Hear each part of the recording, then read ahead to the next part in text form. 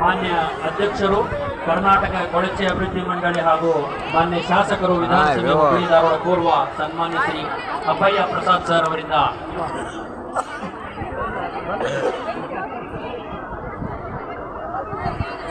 ಸಾರ್ವಜನಿಕರು ಉದ್ದೇಶಿಸಿ ಭಾಷಣ. ದಯಮಾಡಿ ಎಲ್ಲ ಶಿಕ್ಷಕರು ತಮ್ಮ ತಮ್ಮ ಮಕ್ಕಳನ್ನು ಶಾಂತ ರೀತಿಯಿಂದ ಕುಳಿತುಕೊಳ್ಳಲು ವಿನಂತಿಸಲಾಗಿದೆ. ಎಲ್ಲ ಮಕ್ಕಳು ಎಲ್ಲಿದ್ದೀರಿ ಅಲ್ಲೇ ಕೂತ್ಕೊಳ್ರಿ ದಯಮಾಡಿ.